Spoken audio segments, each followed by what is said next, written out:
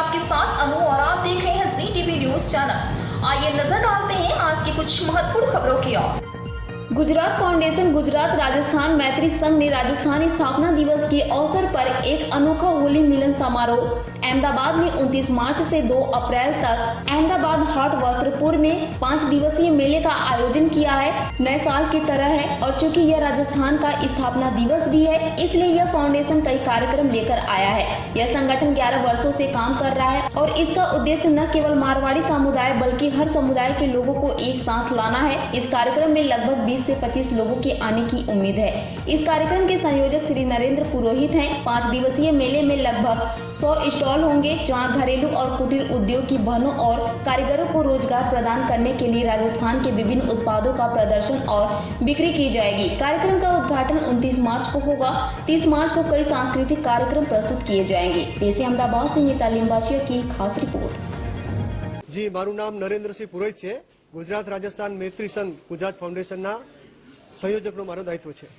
આગામી સમયમાં કંઈક રાજસ્થાન મહોત્સવ કંઈક આયોજન થઈ રહી છે, કંઈ શું બાબતમાં છે અને કઈ અનુસંધાનમાં? ગુજરાત રાજસ્થાન મૈત્રી સંઘ દ્વારા પ્રતિવર્ષ છેલ્લા 11 વર્ષથી આ હોલી મિલન સમારોહનું આયોજન કરીએ છીએ। આ વખતે વિશેષ રૂપે 5 દિવસીય કાર્યક્રમનો રાજસ્થાન મહોત્સવ હોલી મિલન સમારોહનો કાર્યક્રમ 29મી માર્ચથી 2 એપ્રિલ સુધી આ કાર્યક્રમનું આયોજન વસ્ત્રાપુરમાં અમદાવાદ હાટ ખાતે કરવામાં આવેલ છે। આ કાર્યક્રમમાં અમે 15 થી 20 હજાર લોકોને આમંત્રણ આપ્યું છે અને તેઓ 5 દિવસમાં હાજર રહે એવું અમારો અંદાજ છે। આ કાર્યક્રમમાં 30મી તારીખે છે રાજસ્થાન સ્થાપના દિવસ છે। એ રાજસ્થાન સ્થાપના દિવસ ઉપર રાજસ્થાનના ખૂબ મોટા કલાકારો સાંસ્કૃતિક સંધ્યા, ઘેર નૃત્ય, સંઘ નૃત્ય, ભવાઈ, કાલબેલિયા જેવા રાજસ્થાનના પરંપરાગત જે નૃત્ય છે એના દ્વારા બધાને મંત્રમુગ્ધ કરી દેશે। આ કાર્યક્રમમાં ઇન્ટરનેશનલ કેમલ ડે 30 આ વર્ષનો કેમલ વર્ષ છે, એના માટે પ્રત્યક્ષ રૂપે જે ઊંટ છે ત્યાં હાજર રહેવાના છે। 30મી તારીખના સાંસ્કૃતિક સંધ્યા, 29મી તારીખે કવિ સંમેલન, 31મી તારીખે હાઉઝી બહેનો માટેનો બહુ મોટો પ્રોગ્રામ છે।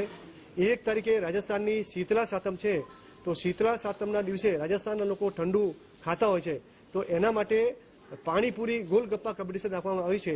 જે બહેનો પ્રોત્સાહન માટે અમુક સમય મર્યાદામાં પાણીપુરી જે વધારે ખાશે એ ગોલગપ્પા કોમ્પિટિશનમાં એમને ઇનામ આપવામાં આવશે।